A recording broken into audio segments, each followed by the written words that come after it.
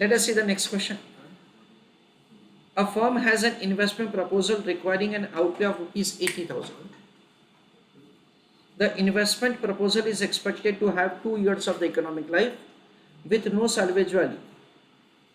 In year 1, there is 40% probability that cash flow after taxes will be 50,000 and 60% probability that cash flow after taxes will be 60,000. The probability assigned to the cash flow after taxes in year 2 is as follows. तो first year के performance के ऊपर से second year का performance हमको दे रखा है.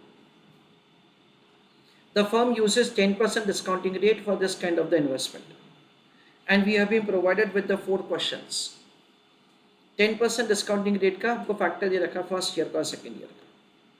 चलो, I request all of you to go through the question, फिर हम लोग डिस्कस करते हैं कि कैसे करने का. चलो, let us have understanding that से क्वेश्चन कैसे किया जाएगा. अगेन यहाँ पे हम लोग ऑपरेशनल रिसर्च का एक नया टेक्निक लर्न करने जा रहे हैं, एंड वो टेक्निक का नाम है decision tree. So let us have understanding that से डिसीजन ट्री का कॉन्सेप्ट हम लोग यहाँ पे कैसे अप्लाई करेंगे. डियर स्टूडेंट्स, यहाँ पे हमको ये कॉन्सेप्ट कुछ इस हिसाब से अप्लाई करना है. Whenever say we come across a situation wherein that say there are multiple outcomes, or based on certain events you are going to take further decisions, then in that case you may have the presentation to the management of the company, say by using this decision tree concept. Ye decision tree is a kind of the diagram that say you will draw in order to show say the development of the project. यहाँ पे decision tree में we have this kind of box. ये जो box होता है ना, that is indicating the decision that say you are going to take, and say we are having say this kind of the circle, उसको node बोला जाता है. Node is basically indicating that say it is state of nature, यानी at that point of time you are not sure what will be the outcome, और वो outcome के लिए जो आप श्योर नहीं हो उसको एक रिफ्लेक्ट किया जाता है by way of a node, by way of a circle. ये जो क्वेश्चन है उस पर डिसीजन ट्री कैसा बनेगा, एकदम बेसिक और सिंपल क्वेश्चन है ये. Say in upcoming questions we are going to see say the challenging questions. यहाँ पे हमको बेसिकली इनिशियली डिसीजन ऐसे लेने का है. I request everybody to pay attention. We start with the decision box whether to purchase the machinery और not. देखो, option number 1 is that से we buy machinery, and option number 2 is that से we do not buy the machinery. These are the 2 options that we have. अगर हम लोग option 1 यानी कि machinery bye करते हैं तो फर्स्ट ईयर का हमारा बिजनेस क्या होगा, उसके लिए एक अनसर्टेनिटी है. So that uncertainty is reflected by way of this kind of node. ये जो नोड क्या बताता है, ये नोड हमको ये बताता है दैट से we are not sure about the outcome. There are 3 possible outcomes that we have in the first year. क्या है, I am sorry, first year में 2 पॉसिबल आउटकम है. क्या दे रखा है, that is 2 possible outcome. Either we will get the cash inflow of 50,000 और otherwise we will get cash inflow of 60,000. ऐसा करके 2 पॉसिबल आउटकम्स. हमारा जो फर्स्ट ईयर का परफॉर्मेंस होगा उसके ऊपर हमारा सब्सिक्वेंट ईयर का परफॉर्मेंस डिपेंड करता है. यानी फर्स्ट ईयर में अगर हमारा 50,000 होगा तो सेकेंड ईयर में one of the 3 outcomes are there, either 24,000 और 32,000 और 44,000. सो अगेन हम लोग क्या करते हैं फ्रेंड्स, अगेन हम लोग ऐसा करते हैं, let's say we draw a circle over here that is indicating that say we are not sure about the outcome, and say we will be having the 3 outcomes once again over here. That is cash inflow will be like either 24,000 or cash inflow will be 32,000 or 44,000. Similarly नीचे भी ऐसे ही करेंगे हम लोग, that say we will be having say the 3 outcomes. ये जो है ना, ये हमारा डिसीजन ट्री यहाँ पे जो हमको पूछा है ना, ये हमने कैलकुलेट किया. एनपीवी का कैलकुलेशन कैसे करेंगे वो मैं आपको थोड़ी देर में समझाता हूँ, but this is the way the decision tree is required to be drawn. चलो, I request all of you to draw the decision tree, फिर मैं आपको इसका नोट लिखवाता हूँ. चलो, start drawing the decision tree along with me.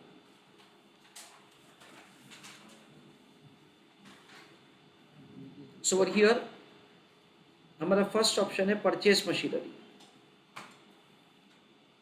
Machinery purchase करेंगे तो कितने का आउटफ्लो होगा friends, 80,000. Do not purchase machinery.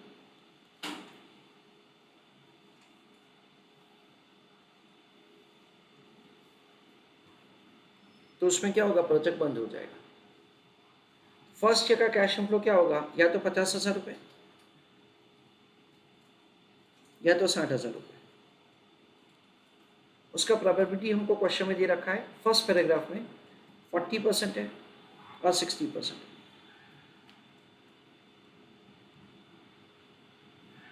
Second year का परफॉर्मेंस फर्स्ट ईयर के परफॉर्मेंस के ऊपर डिपेंड करता है।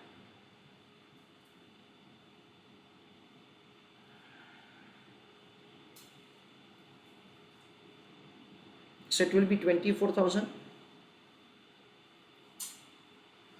or it will be 32,000 or it will be 44,000.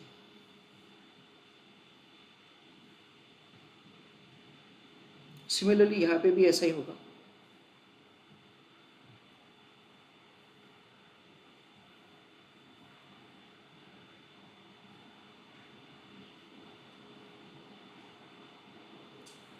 Cash inflow will be either 40,000 or 50,000 or it will be 60,000.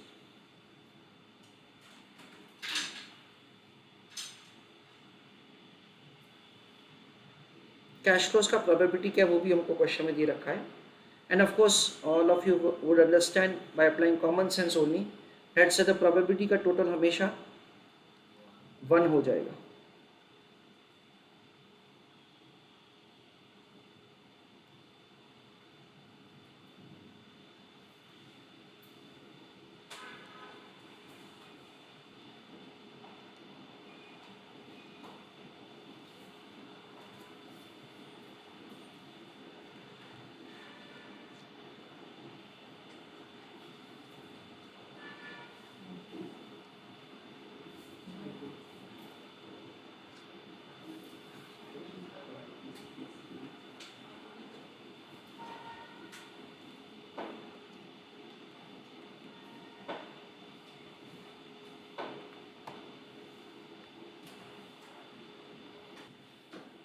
Now friends, as far as the numbering is concerned, numbering हम लोग कैसे भी दे सकते हैं। There are no rules and regulations for numbering.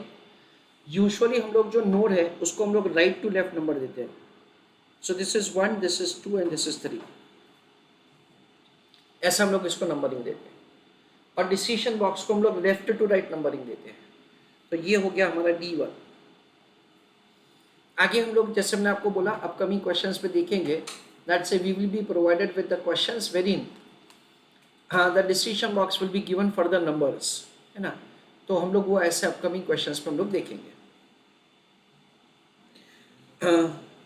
दूसरा we understand that the decision tree has to flow from left to right, है ना। Decision tree left to right flow होना चाहिए। There can not be a situation wherein कोई भी arrow वापस आ रहा है, ऐसा नहीं होना चाहिए। Left to right we are required to draw all the arrows. दूसरा वी अंडरस्टैंड दैट से हम लोगों को हर एक एरो इंडिपेंडेंटली लेके जाना है। मैं थोड़ा रफली आपको बना के देता हूँ। स्टूडेंट्स कई बार क्या करते हैं, स्टूडेंट्स कई बार ऐसा करते हैं कि देखो bye machinery and do not buy machinery. फिर ये फर्स्ट ईयर का हो गया। सेकेंड ईयर का वो लोग क्या करते हैं 1, 2 और 3 ऐसा करते हैं। तो ऐसा नहीं चलेगा। You can not have the back arrow, you have to go so from left to right only. ये आप थोड़ा थोड़ा ध्यान रखने का है। दूसरा आपको ये ध्यान रखने का है, that is not very important but still आपका हर एक जो एरो है वो शुरू हो रहा है कोई भी नोड से, तो वहाँ पे आपको उसको टच करना है। ये एरो भी आपका यहाँ पे टच होना चाहिए, that is essential. We understand that say भी देखो आपका पूरा आंसर सही है और वहाँ पे कहीं पे गलती है ना, then the paper checker will have a scope to deduct your marks. तो अपने को ऐसा नहीं करना है, ठीक है। This is what you have to understand. So write down a note for the decision tree.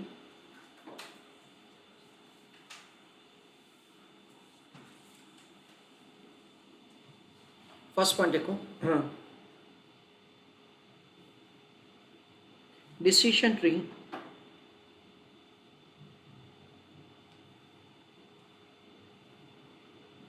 is a graphical presentation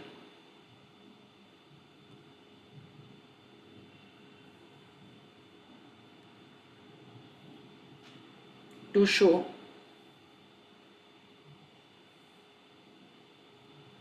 overall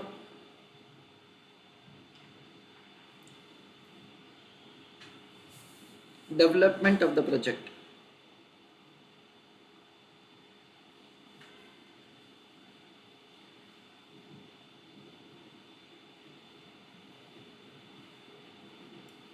Second point,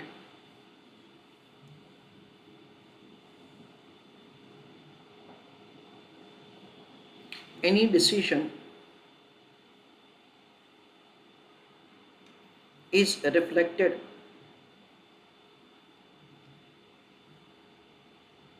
by way of decision box.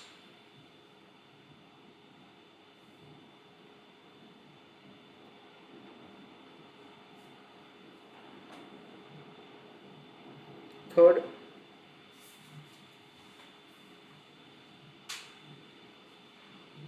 any state of nature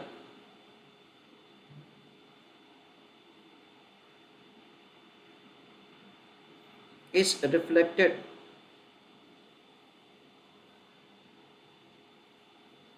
by way of node.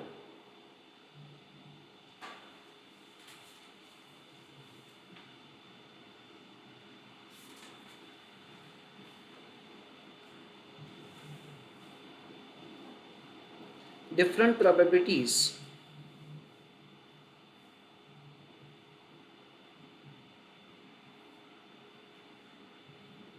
assigned to node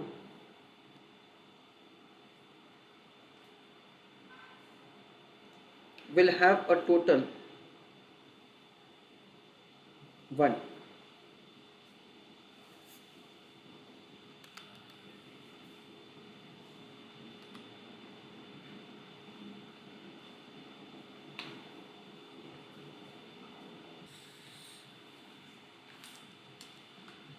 Now heading right down, calculation of NPV of the project.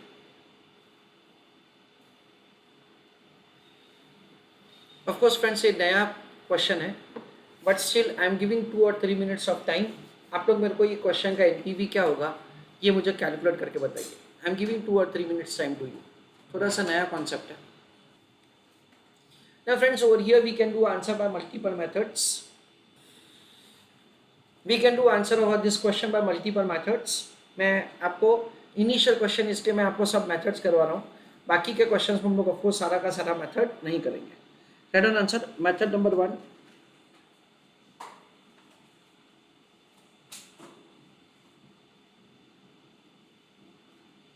उसमें लिखो expected monetary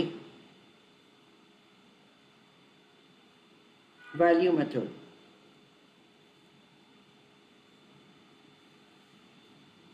expected monetary value method.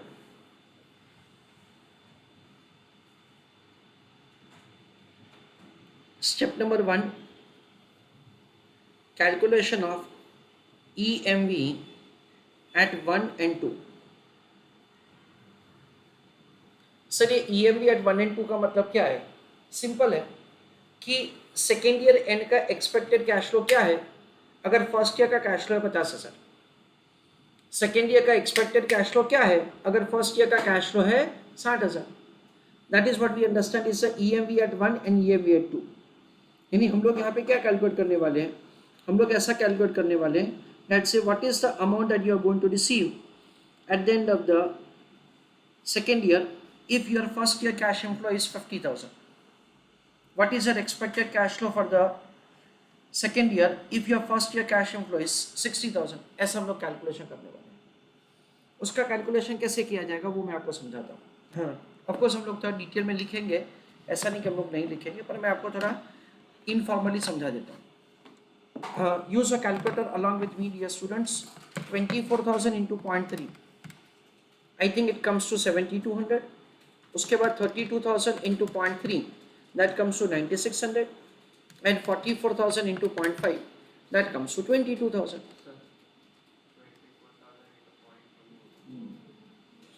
Sorry, 24,000 into 0.4800, 32,000 into 0.3 9600 and 44,000 into 0.5 that is 22,000. So it comes to 36,400.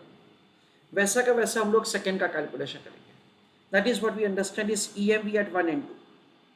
पहले हम लोग उसका calculation कर लेते हैं, फिर मैं आपको आगे समझाता जाता हूँ, ठीक है ना. EMV at 1 and EMV at 2.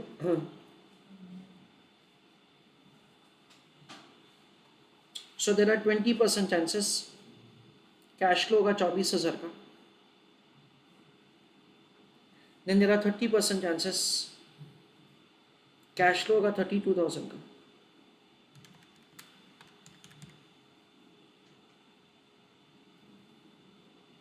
उसके बाद 50% chances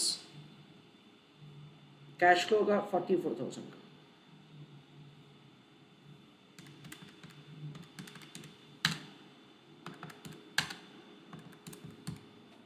I think it is 36,400. उसके बाद it is 40, 50 and 10.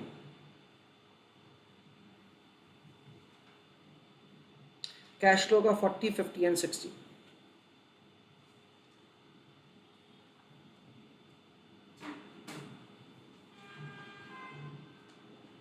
$16,000, 25,000 and 6,000.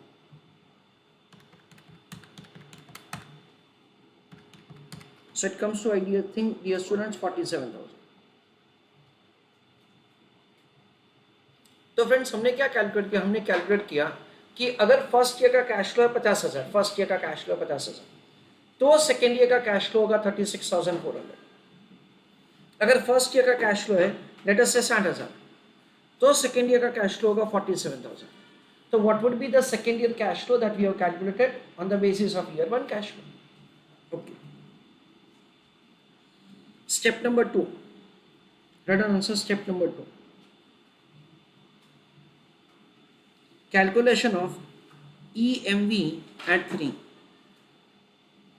Expected monetary value at 3. ना उसका कैलकुलेशन कैसे होगा वो मैं आपको समझाता हूँ. उसके लिए मेरे को थोड़ा सा आपका अटेंशन चाहिए. मैं एक पहले सिंपल थोड़ा वैल्यूज लेके आपको समझाता हूँ. सपोज कि ईयर 0, ईयर 1, ईयर 2, एक प्रोजेक्ट में मुझे इन्वेस्टमेंट करना है 1,000 रुपये. उसका फर्स्ट ईयर का कैश इनफ्लो होगा,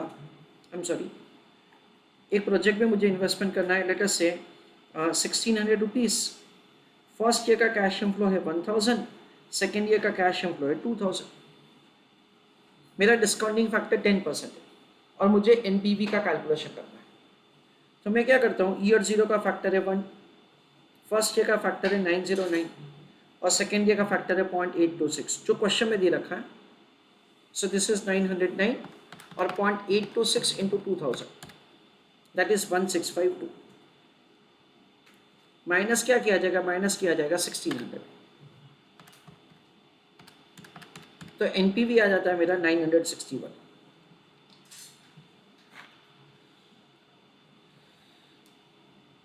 ना मेरे को यही आंसर आना, थोड़ा ऑल्टर करके आपको समझाना है, थोड़ा ऑल्टर करके. मैं एक बेटा ध्यान दो यहाँ पे. देखो मैं क्या करना चाहता हूँ पता है फ्रेंड्स, मैं सेकेंड ईयर के कैश फ्लो को फर्स्ट ईयर में डिस्काउंट करना चाहता हूँ, उसको फर्स्ट ईयर के कैश फ्लो में ऐड करना चाहता हूँ और फिर उसको मैं ईयर 0 में डिस्काउंट करना चाहता हूँ. है मैं क्या करना चाहता हूँ, सेकेंड ईयर के कैश फ्लो को फर्स्ट ईयर में डिस्काउंट करना चाहता हूँ, उसको फिर फर्स्ट ईयर के कैश फ्लो में ऐड करना चाहता हूँ और फिर मैं उसको ईयर 0 में डिस्काउंट करना चाहता हूँ. ना मेरे को थोड़ा कन्फ्यूजन ये हो रहा है कि सेकेंड ईयर का कैश फ्लो 2,000, मुझे फर्स्ट ईयर में डिस्काउंट करने के लिए 2,000 को किसके साथ मल्टीप्लाई कर देगा? 0.826 से, हाँ या ना? नहीं, 0.909 से. तो क्या हो जाएगा? It will be like this dear students, it is 1,000 as it is रहेगा plus 2,000 into 0.909. So use a calculator. It is 1100 sorry 1818 plus 1000 once again इन दोनों का समेशन कितना आता है 2818। क्योंकि देखो 1000 तो फर्स्ट ईयर का ही था, मैंने क्या किया सेकेंड ईयर के कैश फ्लो को फर्स्ट ईयर में डिस्काउंट किया।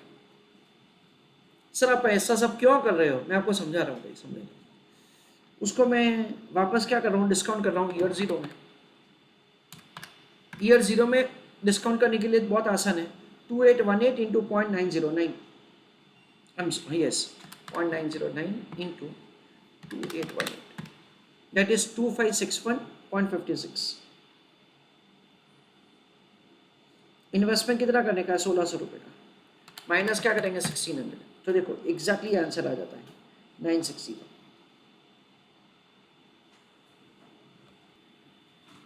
चलो तो ये मैंने प्रोसेस आपको समझाया। अभी मैंने आपको ये क्यों करवाया मैं आपको समझाता हूँ। वी अंडरस्टैंड एट से देयर आर 40% चांसेस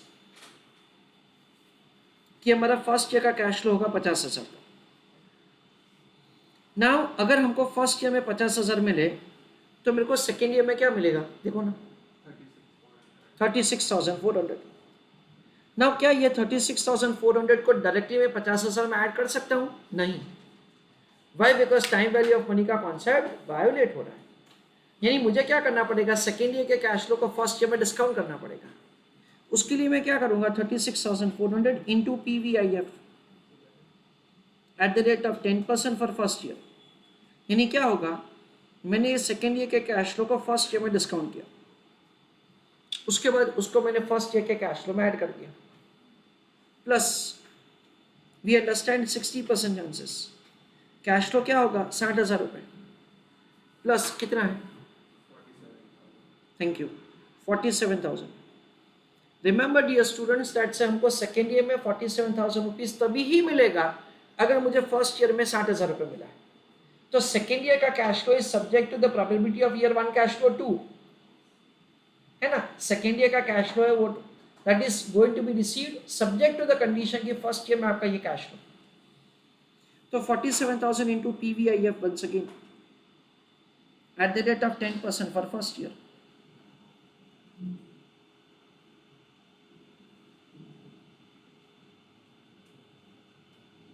सो 50,000 रुपये plus 36,400 into importantly friends 0.909 plus 60,000 plus 47,000 into 0.909। ऐसा करके we are required to make the expected cash flow calculation। चलो I request all of you to write down answer step number 2 EMV at 2 EMV at 3।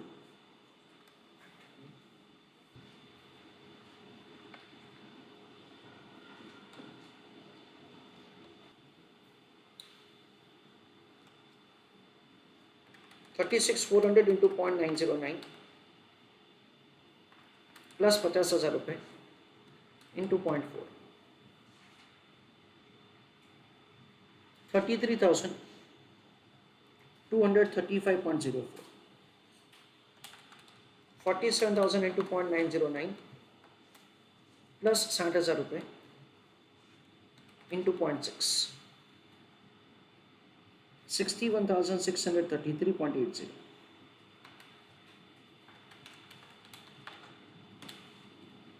So it is 94,868.84।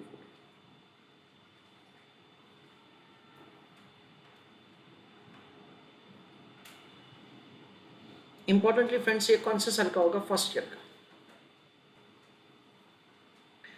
Dear students, I am giving some further explanation to all of you. Please pay attention. See what happens at से हमारा year 1 और year 2 दोनों का performance दे रखा है ना। Second year end का performance जो है वो हमारे फर्स्ट ईयर के परफॉर्मेंस के ऊपर डिपेंड करता है।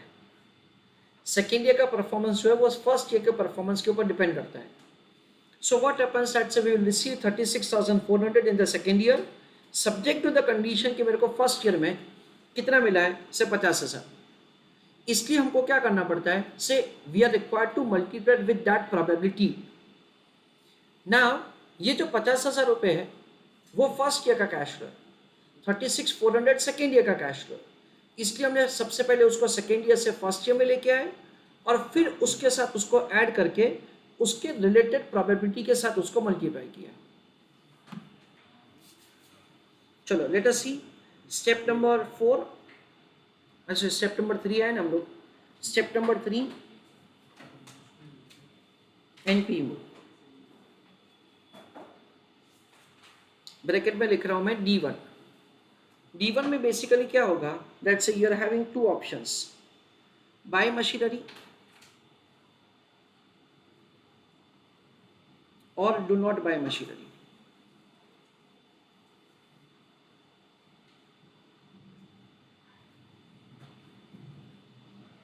अगर हम लोग मशीनरी बाय करेंगे तो क्या होगा वो मैं आपको समझाता हूँ। Present value of the cash inflow, investment और एनपीवी।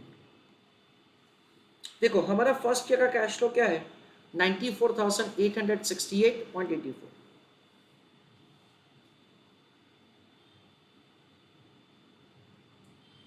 इनटू क्या करेंगे, PVIF at 10% for first year, 94,868.84 into 0.909।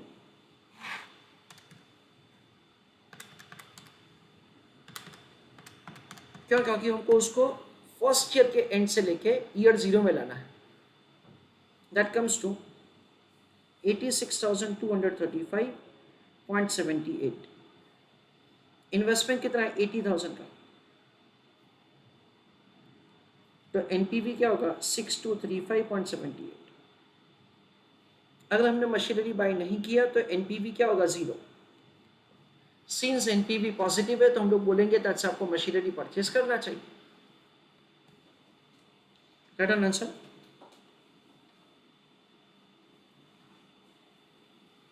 The company is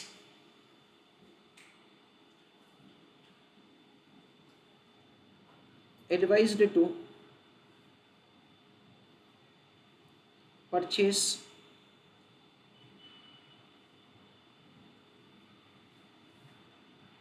machinery। heading method number 2। Friends ये इनिशियल क्वेश्चन इसलिए मैं आपको थोड़ा मल्टीपल मेथड से करवा रहा हूँ, फिर आगे जाके जो क्वेश्चन है उसमें हम लोग एक ही मेथड ऑफकोर्स अप्लाई करेंगे और वो कौन सा अप्रोप्रिएट होगा वो भी मैं आपको आगे जाके समझा दूंगा। In that breakdown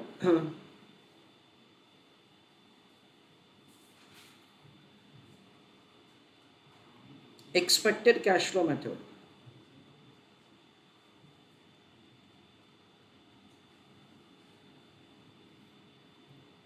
In that working note number 1, calculation of expected cash flow year 1 and year 2। हमको एक्सपेक्टेड कैश फ्लो फाइंड करना है फर्स्ट ईयर का और सेकेंड ईयर का। कैसे होगा फ्रेंड्स, बहुत ही आसान है। Year 1 and year 2। ईयर 1 में तो आप लोग देख ही सकते हो फ्रेंड्स कि सिर्फ 2 ही आउटकम है। कैश फ्लो आपको क्या मिल सकता है, देयर आर 40% चांसेस कि कैश फ्लो मिलेगा 50,000 रुपये, and there are 60% chances cash flow क्या मिलेगा, 60,000 रुपये।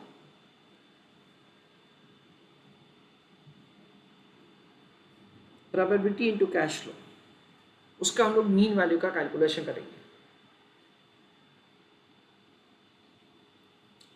ना। सेकेंड ईयर में probability cash flow, probability into cash flow ना। सेकेंड ईयर में आप लोग देख सकते हो कि टोटल 6 कैश फ्लोस हो सकते हैं। क्या क्या हो सकता है फ्रेंड्स, 24,000, या तो फिर 32,000, या तो फिर 44,000, या तो फिर 40,000,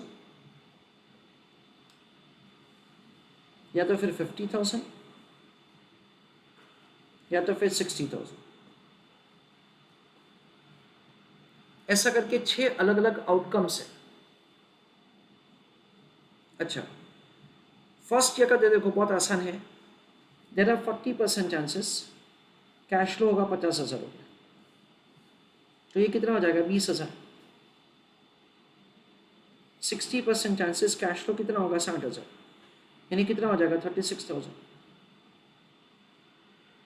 यानी ये कितना हो जाएगा, ये हो जाएगा 56,000। तो ये हमारा ईयर 1 का कैश फ्लो है। ईयर 2 में 6 पॉसिबल आउटकम्स है। चलो अभी उस पर हम लोग कैलकुलेशन कैसे करेंगे वो हम लोग समझते हैं। बेसिकली हमको यहाँ पे कैलकुलेट करना पड़ेगा जॉइंट प्रोबेबिलिटी। जॉइंट प्रोबेबिलिटी का मतलब क्या होता है, probability to receive the second year 24,000 रुपये। उसका कैलकुलेशन कैसे किया जाएगा, listen carefully dear students. It is 0.40 into 0.20। Sir क्यों ऐसा, बिकॉज 40% चांसेस है कि फर्स्ट ईयर का कैश फ्लो होगा 50,000 रुपये एंड 20% चांसेस है कि कैश फ्लो होगा हमारा से 24,000 रुपये। उसके बाद 0.4 इंटू 0.3,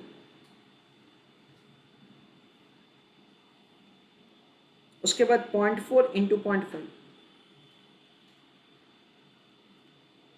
उसके बाद 0.6 into 0.4,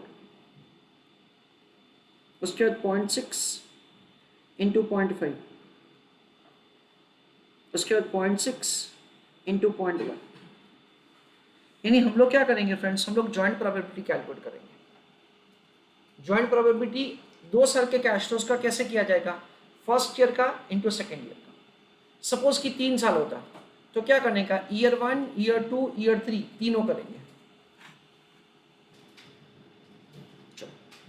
So we understand that over here joint probability will be calculated for the second year cash flow. So it is 0.08, 0.12, 0.20, 0.24, 0.30, 0.06। So 8% chances की कैश फ्लो क्या होगा 24,000, that comes to 1920। 12% chances cash flow क्या होगा 32,000, सो 3840। उसके बाद फिर last में what is mean value 42। तो ऐसा करके हमको एक्सपेक्टेड कैश फ्लो फाइंड करना है फर्स्ट ईयर का और सेकेंड ईयर का। जो हमारा एक्सपेक्टेड कैश फ्लो है उसको क्या करना है, प्रेजेंट वैल्यू टर्म में डिस्काउंट करना है and present value of the future cash flow is the NPV. So Dhruv, is that clear beta? Sure. Write an answer. Calculation of NPV. Because no participation has two message. बराबर है ना? No participation Dhruv has two message. Either you have understood everything or you have not understood anything. ऐसा तो नहीं है ना बात?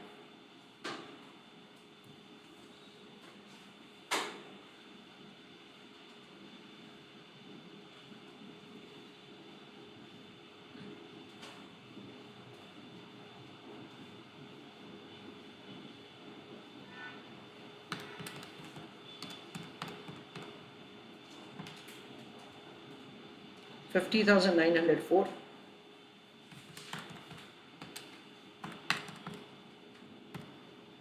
35,319.76,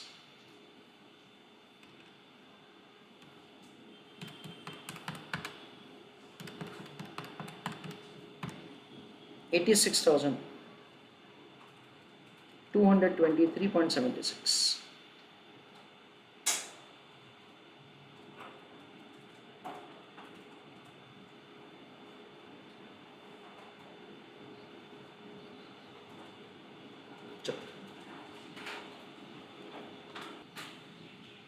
तो देखो ये हमारा एनपीवी का आंसर ऑफकोर्स ऊपर के साथ मैच हो ही जाएगा। चलो थर्ड मेथड, आखिरी method, write down method number 3, expected NPV method.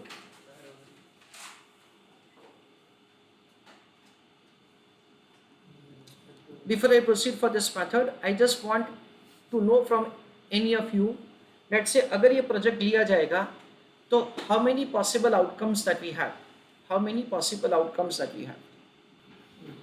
चलो 6 possible outcomes are correct answer. Dhanashree very good answer. Sir कैसे 6 possible outcomes मैं आपको समझा देता हूँ.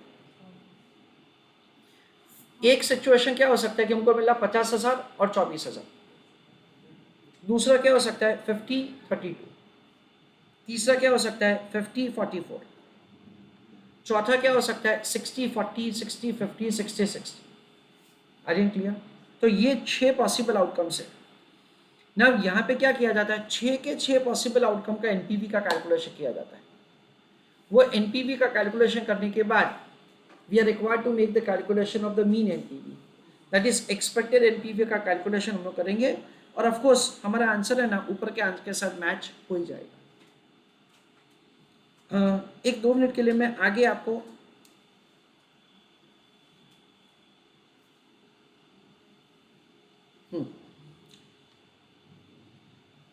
तो that is the way we are required to make the calculation of the 6 possible outcomes और हर एक का एनपीवी करके expected NPV.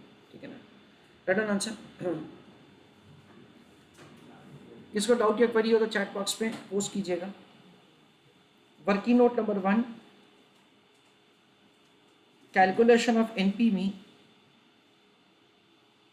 for each possible outcome.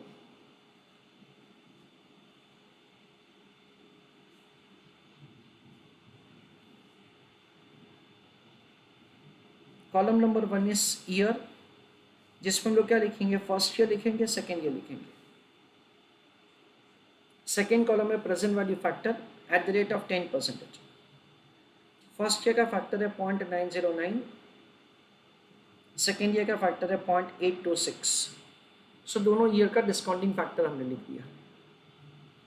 ना पहला सिचुएशन, उस पर मैं कैश फ्लो लिखूंगा, प्रेजेंट वैल्यू लिखूंगा और फिर एनपीवी, फिर 2, फिर 3, फिर 4 एंड सो ऑन. हमको सिंपल 6 सिचुएशंस ही करना है, ज़्यादा नहीं है. 50,000 and 24,000.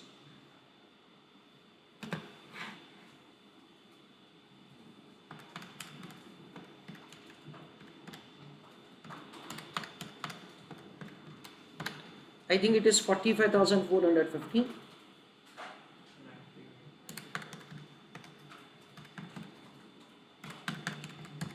19,824.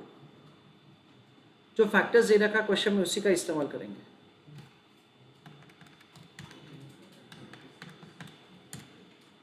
$65,274.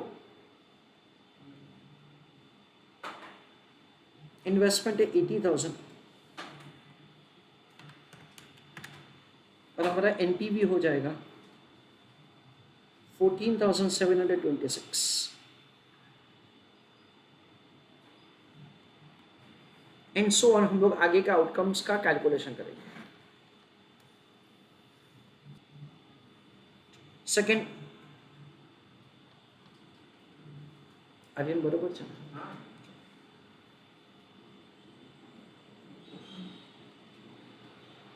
તમને બેટા ક્લિયર? ધ્રુવી બેટા તમને ખ્યાલ આવે ને? મહેક આપકો શ્યોર? જય જય હર્ષિત તમને? ધ્રુવ બેટા તમને?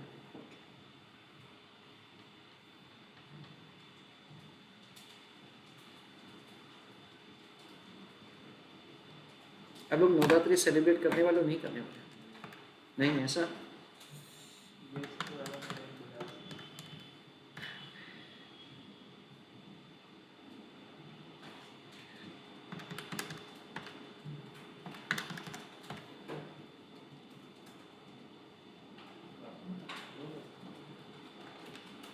सब लोगों का गणेश जी का कैसा रहा सब? फेस्टिवल अच्छा था।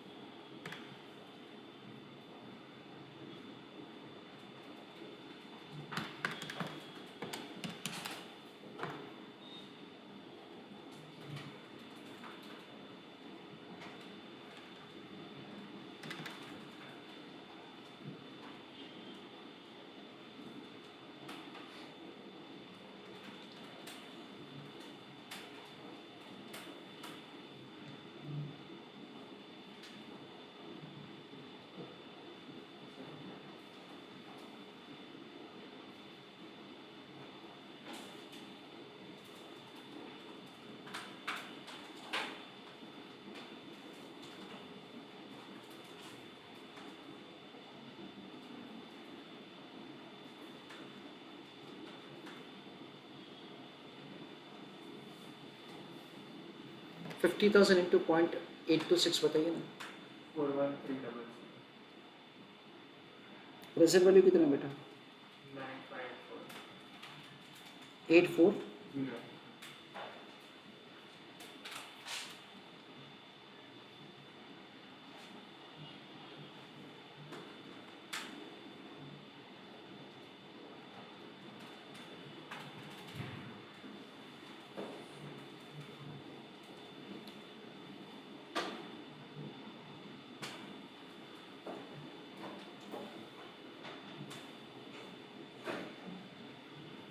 सेकेंड ईयर का बताइए।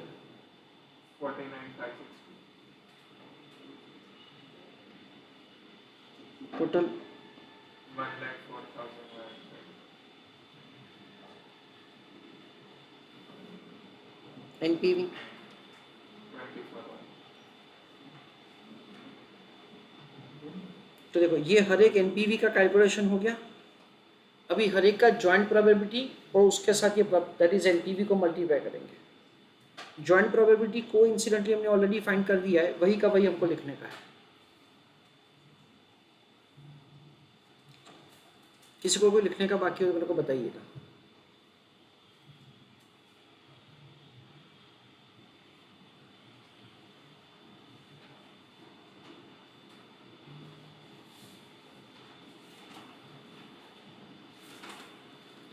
एग्जामिनेशन में हमको एक स्पेसिफिक मेथड फॉलो करना का भी वो लोग बोल सकते हैं।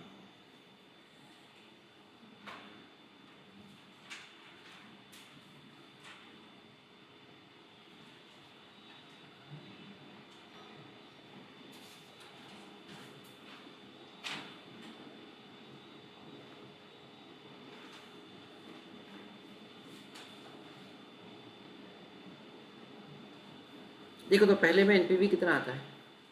14,726 सेकंड में, 8,1,800 थर्ड में, 1,794 फिर 7580, फिर 15,840, फिर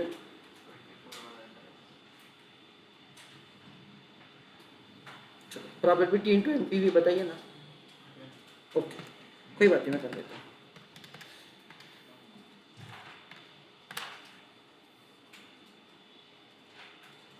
आइडेंट तो मैं रहवा तो હું કરી દઉં છું.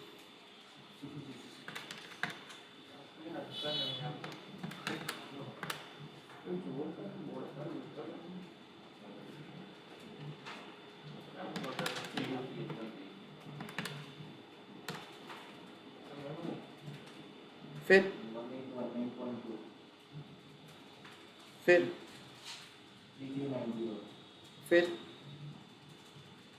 1446. टोटल 1446. इसका टोटल ही बताना है आप लोग.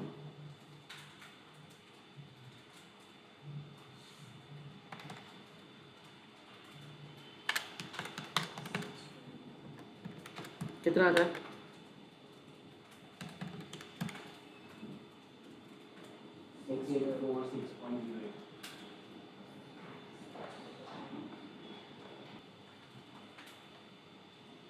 ध्रुवी कितने भी तो 6223.76.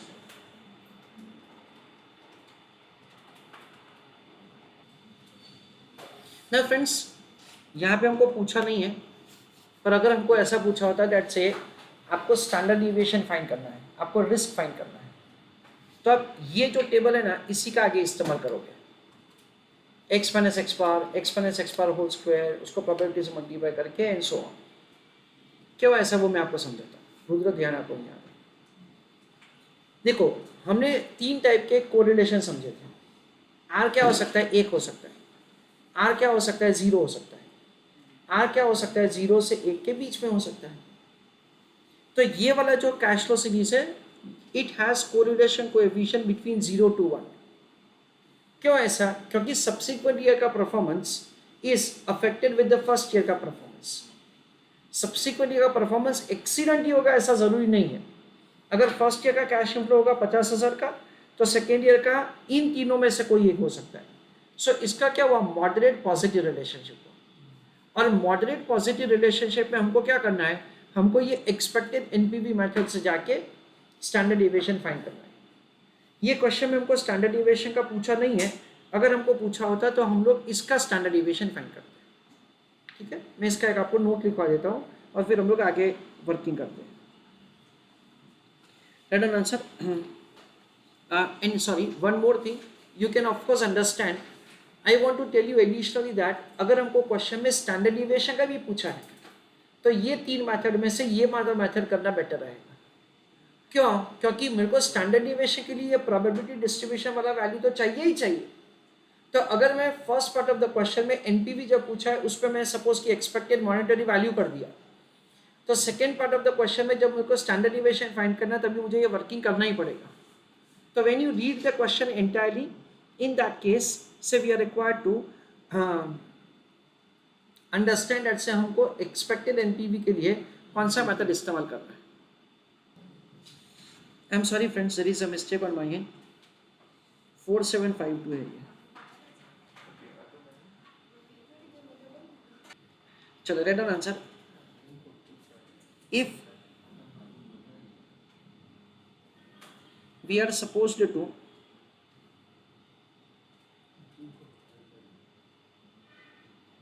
find standard deviation, comma, then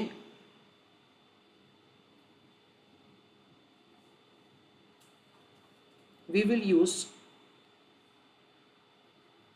this method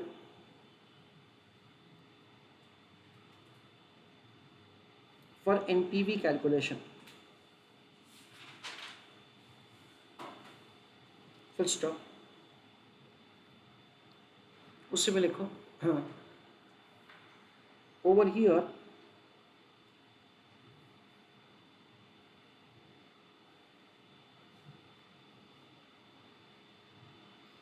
we are assuming that cash flows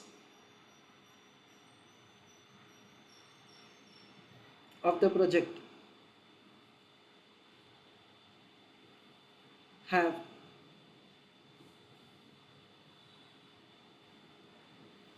moderate positive relationship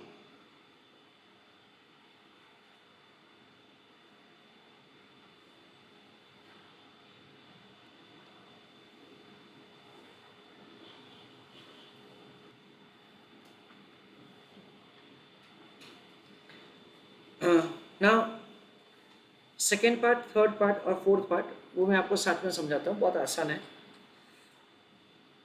What NPV will the project yield if the worst outcome is realized? तो उसमें क्या देखने का, पॉजिटिव नेगेटिव का कॉम्बिनेशन है तो highest negative, सारा positive है then in that case least positive. What is the probability of its occurrence? तो वी अंडरस्टैंड दैट्स उसका जॉइंट प्रोबेबिलिटी का आंसर हमको दे देने का. सपोज कि first part of the question में आपने ईएमवी मेथड किया है या तो फिर आपने एक्सपेक्टेड कैश फ्लो वाला मेथड किया है, तो आपको ये second part of the question का आंसर करने के लिए ये वाले सिचुएशन का एनपीवी का कैलकुलेशन करना पड़ेगा. 50,000 रुपये और 24,000 रुपये, यानी लीस्ट कैश फ्लो को लेके आपको एनपीवी का कैलकुलेशन करना पड़ेगा and you are required to find its joint probability. Of course joint probability find करना इतना मुश्किल या उतना लाइक लेंदी नहीं है. That is 0.4 into 0.2 that is 0.08 और उसका जो एनपीवी है वो हम लोग लिख देंगे. नेक्स्ट क्वेश्चन पूछा है what is the best outcome and probability of that occurrence. In that case again we understand that's the highest positive वाला एनपीवी हम लोग लिखेंगे उसका आंसर. एंड अगर हमने first part of the question में वो कैलकुलेट नहीं किया है क्योंकि मेथड नंबर 3 में हमारे पास रेडीमेड आंसर्स है तो क्या फटाफट आंसर लिख सकते हैं, पर फर्स्ट वाला क्वेश्चन आपने कौन सी मेथड से किया है वो भी इंपॉर्टेंट है. So in that case dear students ये 60,000 रुपये और ये 60,000 रुपये ऐसा करके हम लोग आंसर लिखेंगे. Will the project be accepted ये पूछा गया है तो हम लोग बोलेंगे हाँ, क्यों, क्योंकि NPV of the project positive है. चलो I request all of you to write down answer. Second question का आंसर लिखिए आप लोग.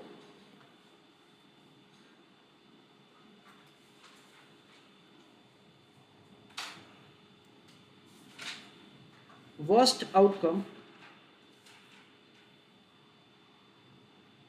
इज एनपीवी, बताइए ना कितना नेगेटिव है. 14726 बेटा, negative 14726 comma its probability is 0.08.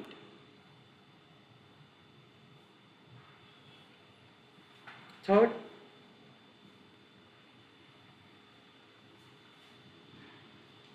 best possible outcome is NPV 24,100.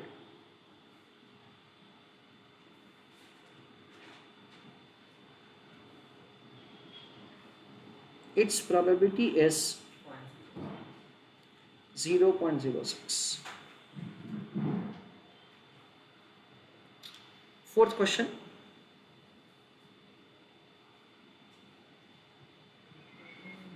As NPV is positive,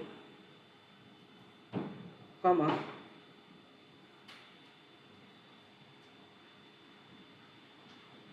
the project should be accepted.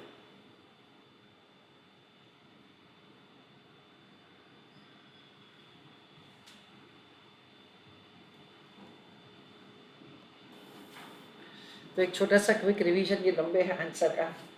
हाँ, ये क्वेश्चन में हमने एक नया कॉन्सेप्ट पढ़ा जिसका नाम है डिसीजन ट्री.